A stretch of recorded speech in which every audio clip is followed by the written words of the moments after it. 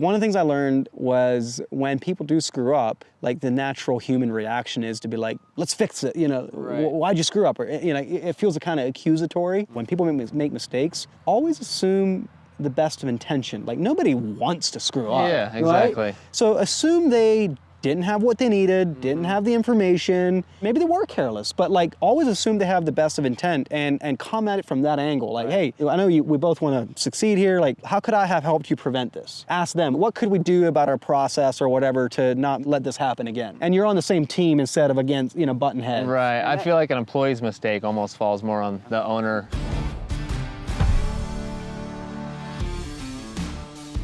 Welcome back to another episode of the Cost of Doing Business podcast. My name is Weston Zimmerman. I'm the host and the founder of SynkedUP, and I'm sitting here with Kyle. Give us a little intro. Introduce yourself, your business name. Give everybody an idea of what your business looks like. All right. Well, we're based out of Woodinville, Washington. We're going on year 4 now. Company's called Tussey Landscape, and we do mostly just landscape design and construction. Okay. Has it always been that way, or did you start off in mowing? When I worked for the previous company, we were doing maintenance and stuff like that, a little bit of install here and there, and then finally decided that I don't want to cut grass, and I worked too hard to work for somebody else, so. And that's when you went out on your own? Yep, yeah. Okay. It's about 4 years now. And when did you hire your first employee? Right out of the gate, or? I had a buddy helping me part-time for the first year, and then the second year, the first year was just kind of messing around, seeing if it was gonna work. Were you doing it as you were working your full-time job? Or? No, I just went full-time on it, yeah. So year 2, I had another buddy come out, help me full-time, and then another buddy come help me full-time. So we had 2 guys, and that didn't really work out, having friends help you. So this year I rehired and got 2 guys, one from Indeed, and then one I met through a friend. So. Okay, so you got through Indeed. Yeah. So tell us, speaking of finding good people, would you say it was a good find? Yeah, Indeed was good. It's funny because I hired a few people through Indeed, and I reached out to them, and the person I have now who's good actually came to me through Indeed, so that was pretty cool. And did you just go on there and create an ad? Yeah, you create an ad. You can just keep the template that they got, or if you want to get picky, you can type in some other stuff too, but overall, I just kind of ran with what they had for us. So nothing super scientific. No, super easy, and it wasn't that expensive too. I mean, $30 a day for an ad. Got a bunch of applications, so. How did you weed through them? Well, most of them were just kind of no experience, so it was pretty easy to weed through them. Yeah. So you were looking for somebody with experience. Yeah. Okay. But what about hiring friends? What can you tell us about that? Hiring friends is, oh man, that's difficult because, well, they're your friend, right? Yeah. And you're at work, but you're hanging out with your buddy at the same time. And I have an issue too, even with the guys that I have now. I'm 27, they're like 31, a little bit older than me, but like we're all buddies, but at the same time, like we're at work. So it's kind of, hiring friends is a little tricky. Yeah. Yeah, no, it's you got to find your way forward and finding the right people, and the people you hire have to be in it with you, supporting with the culture of the team or the company you're trying to build and all of that. Yeah, no, friends was hard. Yeah. I had to let a couple go and it hurt too because you're letting your buddy go, Still friends? No. Not the same way. No. How many people do you have total now? I got 2 full-time. 2 full-time and you, so 3. And do you do all the office work? Yes. Okay. Yes. How did you find SynkedUP? Like, what led you into the SynkedUp world? Podcast. Really? Mulder and then and Caleb. Yeah.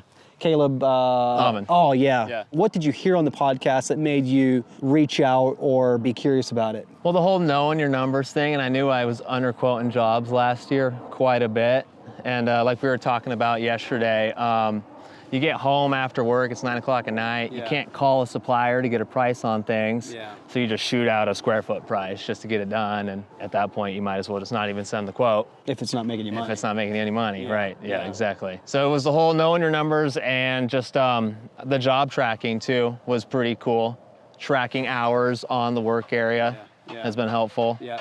We could definitely be better at it, but learning process. Do you run all the timesheets on the app yourself, or does your... They all clock in. Yeah. Did you do a normal demo, or how did you get in touch? I don't think I did a demo. I think I just signed up. I think I just signed up for it. So what was the moment when you, like, because at that point you're still going on faith that this is going to work for you, or you're still kind of like, I hope this, I've subscribed to the idea, and the why, but what was the moment that you knew there's like, oh yeah, dude, this is for me? It was the templates. Yeah? Yeah, it was the templates and having all your material in there and then having the price there and just dragging, clicking, entering the quantity, and then bam. Yeah, no, that's what did it for me. I was stoked when I saw that. That's awesome. Yeah. So how long did it take you to build a job or an estimate before?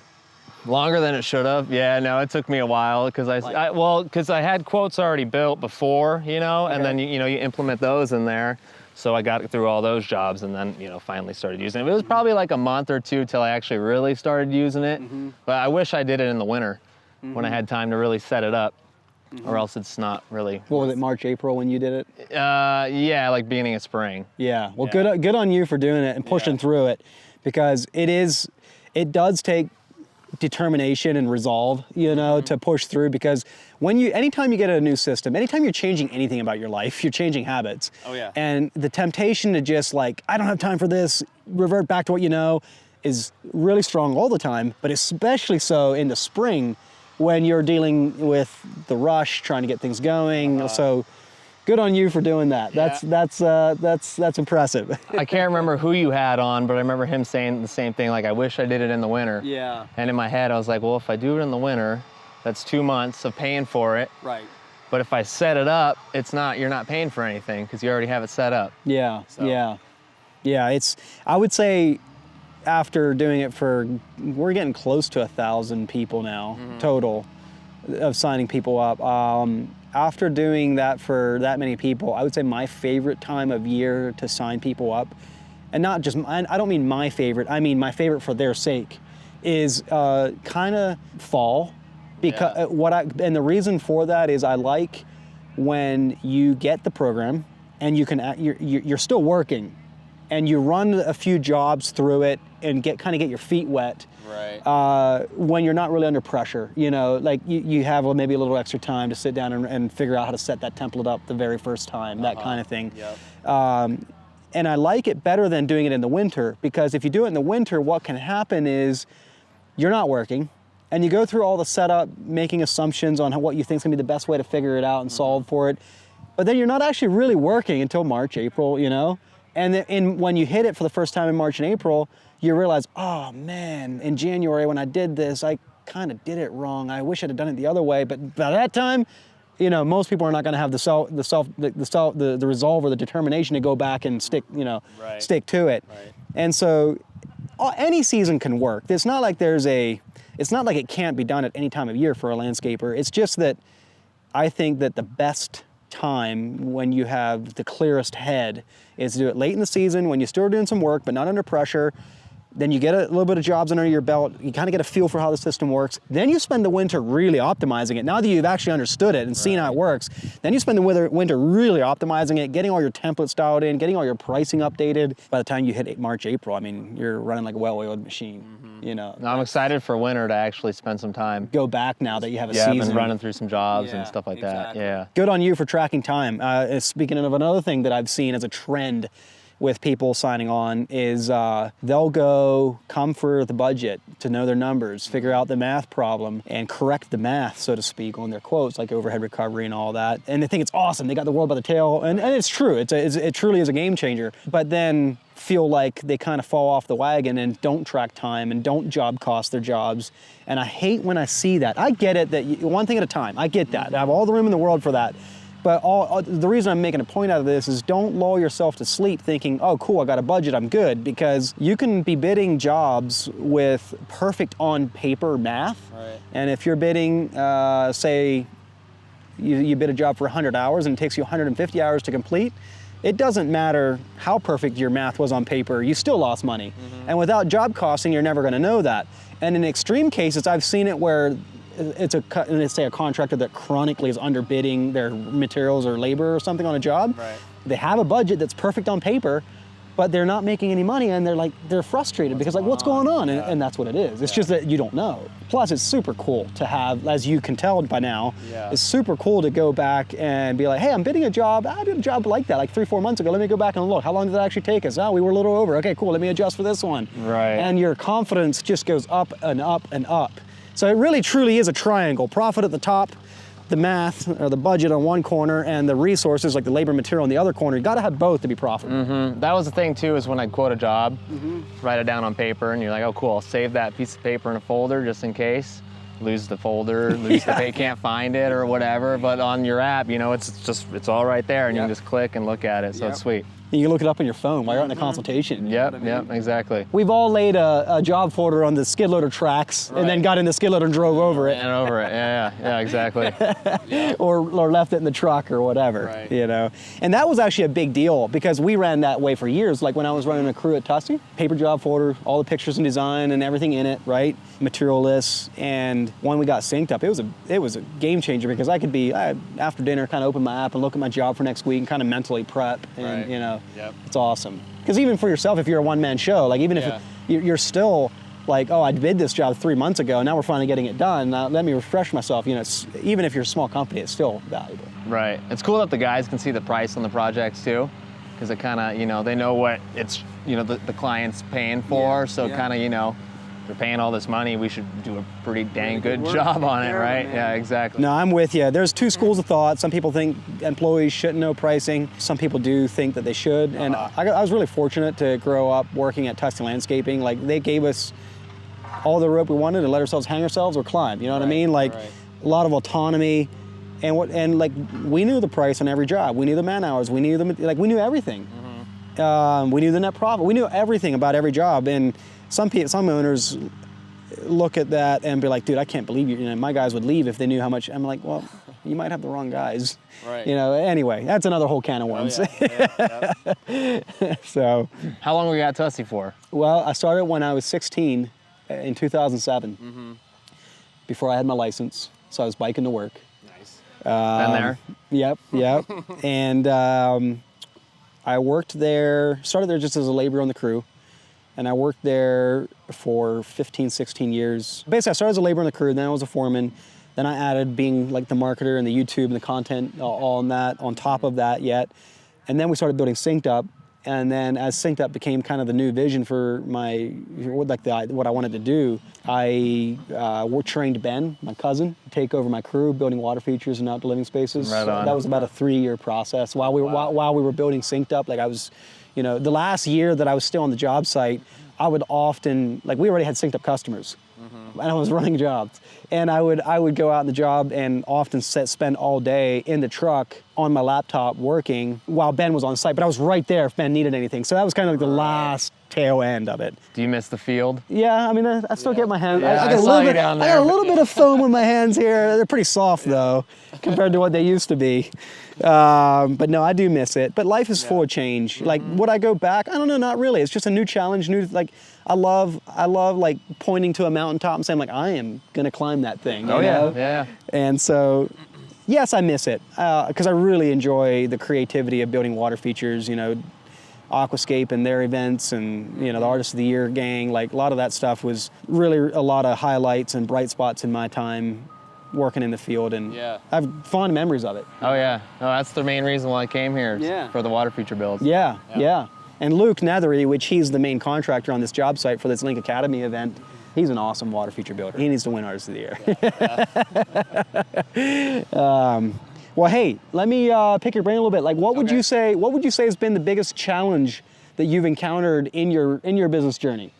Just one? Go for it. You can weave them together. Balancing personal life and work life. I think I asked you already, but are you married? No. No, okay. No. In relationships? Nope. Okay, nope. Okay, so, all right. It gets even tougher. I can work 80, 100 hours. And nobody's gonna whine, right? Exactly, exactly. But still, back to that. Yeah. You know, you put a lot of hobbies to the side for the business, which is, I mean, it sucks, but whatever. Good workers, skilled workers. That's been a challenge too. Finally found some good guys, but it took 3 years.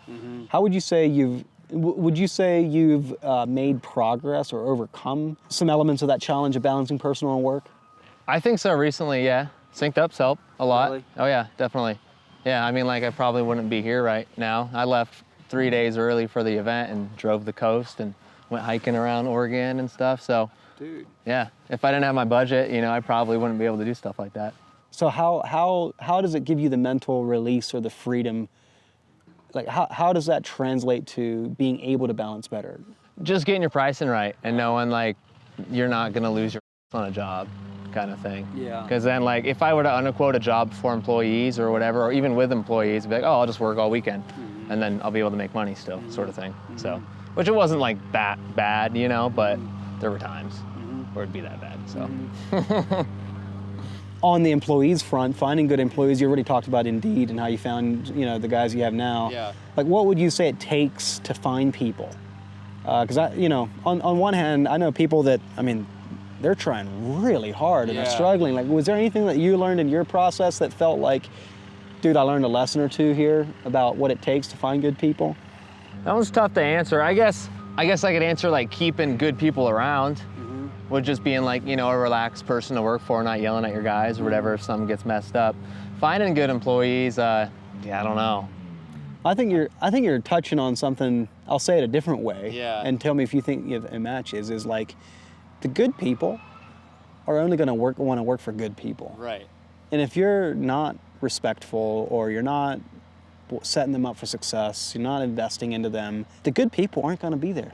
You're going to be working with, you know, the ones you don't want to be working with. Exactly. And so it's kind of a reflection, as much as it's uncomfortable to do, it's kind of a reflection on yourself, on myself, you know? Totally. It's easy to just blame. But Yeah, the business is only as good as the owner. That's right. So, yep, That's right. Yep, a lot of personal development goes into that. 100%. Oh, yeah. And like I already mentioned, like I feel really fortunate working at Tussey. Like all the autonomy I got there and the opportunity I got there, it was fantastic. But I would say one thing I've learned is when things do go wrong, or people do make a mistake, because they're going to make mistakes. That's a given, right? I probably make more mistakes than my guys do. Yeah, right, exactly. I'm with you on that. And in fact, I think I was getting some Slack messages from my team after I signed somebody up. I think I screwed something up, but anyway.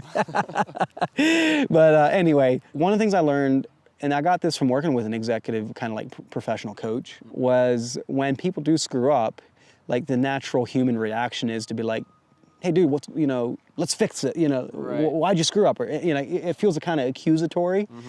And maybe this is unique to me, but this was my experience. I think my team sometimes felt I was kind of like coming right at him from an accusing angle, even if that was not my intention. That's just how it felt. Right. And what that coach taught me, which has been really helpful for me, is like the idea of when people make mistakes, always assume the best of intention. Like nobody wants to screw up. Yeah, exactly. Right? So assume they didn't have what they needed, didn't have the information, or maybe they were careless, but like always assume they have the best of intent and come at it from that angle. Like, hey, I know we both want to succeed here. Like, how can I help? How could I have helped you prevent this? Right. Or ask them, what could we do about our process or whatever to not let this happen again?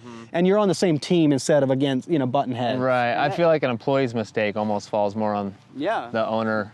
Have you ever read, do you read books? I've been trying to. Yeah, it's hard work, but yeah.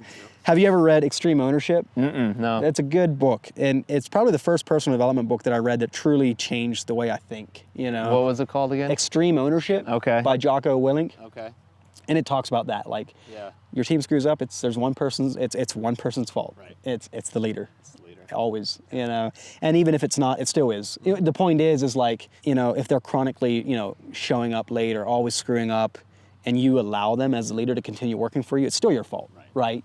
So even after, once every other bottleneck's been solved, the lack of information, the training, I didn't know better, once all that's been addressed, and this is the 10th time, now it's time to like, maybe it's time that I help you find a job that is a better fit for you. Right. Anyway, that was a bit of a bunny trail.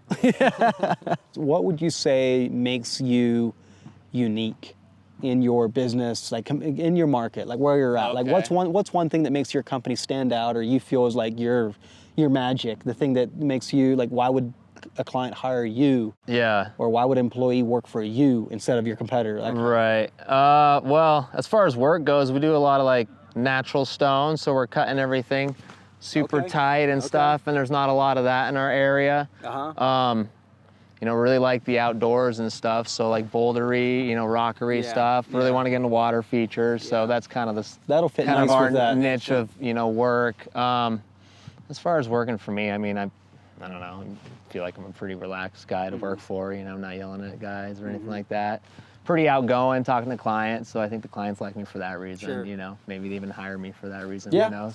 But hey, I believe that happens. Like high ticket sales, like design build, it's usually less transactional, more relational of a sales process, you know? So I 100% believe that that is a thing. Meaning I often tell people, go build your budget after you solve the tactical problems. Go develop yourself as a salesperson. Right. You know what I mean? Like go work on your sales skills and get it out of your head that you're gonna win this job by being the cheapest. Forget that. You know, it doesn't work. Yeah. Connecting with the client helps too. that's You know, 100% right. just get on a personal level with them. Yeah. Is there any good podcasts or people or books that you've followed around sales that have helped you? Yeah, podcasts. There's Andy Mulder and then Caleb Bauman. Yep. Listen to them a Kid lot. Contractor? Yep. Yeah. Yeah, both of them. And then yeah, honestly, that's the main two right Sure. there. Yeah. Okay. And then you. Yeah, that's right. You were telling me. I've listened almost every single. I was looking back at it last night, and I think I got 3 I got to catch up on. That's I awesome. got a 6-hour drive home, so There you go. plenty of time. It's awesome to have you on the podcast. You'll get to watch yourself. Cool. Yeah. I never thought I'd be here, so it's pretty sweet. Yeah, and you know, I just brought my camera just in case, because I didn't know who was going to be here, right? Right. So when I saw you were here and a couple other people here they're using SynkedUP, it was Yeah. like, hey, there we go, get some podcast content. In your journey, what is the thing that you feel has given you the biggest sense of accomplishment, or the thing that you're the most proud of? I feel like my growth in 3 years has been pretty cool to look back on. Some of the projects, when I started, I didn't really have much experience doing, you know, we had a little bit, you know, patio here and there for the previous contractor I worked for, but seeing the growth and looking back at all the photos of the jobs we've done in the past 3 years, like our last job we just did, it'd be like 2 years ago, I would have been like, hell no, like that scares the hell out of me. Really? I ain't doing that. Yeah. But like now it's like, whatever, no big deal. So that's pretty cool to look That back is on. awesome. Yeah. Yeah. Expand to your point, like being here to educate yourself on water features, like expanding your knowledge, and that's how you do it. You know, Greg Wittstock says, you want to be successful in life, go find somebody else that's done it and do what they did. Yep. Rob and duplicate. You know, Yep. and that's how you do it. You come here, find somebody that's doing them day in, day out, Pick and you their pick up brain somebody. Exactly. and ask a bunch of stupid questions, That's or right. questions you might think are stupid, but That's right. yeah. Speaking of water features, shameless plug here. Contractor Summit 3 years ago, I did a whole day course on how to make water features look natural. And you know, basically what it was my notes from teaching Ben how to build water features. Nice. Because it's one thing, and what's interesting is this was after we had won Artist of the Year. Because we had already won Artist of the Year, and then I was like trying to teach Ben how to take over my crew, right? And it's one thing to be able to build a really good looking water feature yourself. It's another thing to articulate to another person what it takes to make a natural, to make a water feature look good or not, you know what I mean? Yeah, that makes sense. Because like it's one thing to stand back and say, yeah, it looks good. Well, why does it look good? Right. I don't know, it just looks good, Yeah. you know? So what I did is over that process, I kind of learned a lot from that. Like, oh, okay, that's why it looks good. And, you know, I articulate it this way. One example is beginners in water feature construction often make their excavation sloped, and then the water just runs downhill over gravel instead of pulling up. Like I excavate level or even slightly back, okay. so that the water, so there's an obstruction here, and the water pulls, you know, falls in and pulls up and falls in and pulls up. spills over, Makes it yeah. look so much more natural when it's Okay. pulling. Yeah. As opposed to just running downhill over gravel. Right. You know, another one is like the tongue rock, like the waterfall spillway rock. They really protrude it. I call it the tongue rock, like it's sticking out. You know, Okay. cut that thing way back in. Put your spillway rock in behind your frame And then boulders. have your frame boulders in poking front out. of. And so it kind of gives you this eroded back in horseshoe effect. I learned that yesterday. Yep. Yeah. Yep. That was cool watching him place those boulders, because I'd be like, I think he's gonna set it this way, and then no, flip it around, set it that way. I'm like, Like why? okay. And then they got water running. I'm like, oh, that's why. Yep. You angled that boulder so it hit there, and then whoosh. Yep. Yeah. Yep. That was And- cool. It's and cool to watch. It just takes time to learn the language of water, so to speak. Yeah. Yeah. But anyway, back to the shameless plug. We recorded that whole day, and I put it up in a course at buildnaturalwaterfeatures.com, and we just got it up a little bit ago. So if you're wanting to get into water features, if you're listening on this, you can go to buildnaturalwaterfeatures.com and look it up, get the course. I'll check it out. Yeah. Absolutely. I remember my other question. Yes. If you could go back to day one, Day one. Oh man. what is one thing you would do differently? Oh, day one. Hire people. Hire did- someone skilled, you know, from the beginning. You did your first year by yourself. Like a part-time buddy helping me. That's it. Yeah, like hiring someone full-time would be good, and then raising my rates. Yeah, it's probably a common one. How much would you raise your rates? Oh, like opposed to when I started? Yeah. I don't even remember what I was charging. I think my first job was like 40 bucks an hour or something like that. Yeah. You know, and that is that's the deceptive part is when you're, you know, maybe you were working as an employee for 20, 30 bucks an hour, Right. and suddenly 40 sounds like, oh, dude, I'm making bank. Yeah, you're not. No, I got a buddy who was talking to me about getting in the business. He's like, yeah, I think I was gonna charge like 45 bucks an hour. And I'm like, no, don't do it. Don't do it. Charge more. I can tell you this, most companies have that much in overhead recovery per hour alone. Right. Before they even pay the employee and before they even have any profit. Right. So Yeah. if that scares you into doing the right thing and figuring it out for yourself, you know. Just whatever you think it is, double it. Whatever it is you think it is, go get the free budgeting tool on SynkedUP's website and just figure it out. There you go. Anything you'd like to add? Anything you'd like to say? Thanks for having me. Absolutely. Yeah, no, it's pretty cool. Never thought I'd be here. know. Yeah. Pretty cool opportunity to Yeah. just kind of happened, you Yeah, know, no, impulse. totally, yeah. Where can people find you, follow you? Pacific Pine Landscape. We're on Instagram and Facebook. Thanks for doing this, man. No, thank you. Appreciate you. Yeah, And right thanks for your support. You know, I know it's a big deal. It's a big deal, especially as a relatively new business owner, to throw your faith out there and spend thousands of dollars on a software. Like, I hope this works. Yeah. You know. So Yeah, no, my buddies were asking me, you know, is it worth it? I'm like, yeah, absolutely. what would you say if somebody's wondering why? It speeds up your quotes. Yeah. You're pricing things correctly. And I mean, those are the two main things right there. Yeah. If you can make a 2-hour quote into 20 minutes, I mean, there's, you know, hour and a half of time right there per quote. You know, now you get to have dinner. Right. At the dinner table. You can go ride your BMX bike. There you Go go. hiking or something. Exactly. Whatever you wanna do. Yeah. And like Sal from Calco, he was here. I was talking to him, and he said, "I did a quick and dirty kind of like in my head quote like I normally did before SynkedUP. And I was coming up to like 90 grand, and I was almost ready to tell my client that, and I was like, I better run it through SynkedUP first." And he ran it through SynkedUP, and it was 120. He was telling, I heard Yeah. him talking about that. Yeah. So it saved him 25 or 30 grand right there. You know. That was cool watching you build that budget yesterday, because as I was watching, I was like, oh, I gotta add some things in there. Oh yeah, right, There's a couple of things that aren't in there. dude. I'm telling you. I was budgeting to bring your guys out to here. Like I wanted to bring them out here, but I didn't budget for it, I guess. So, yeah. Amen. That's my favorite thing about budgeting is budget for the business you want to be, not the business you are today. So, anyway, thanks for that last little strong punch. Yeah, cool. Okay, cheers.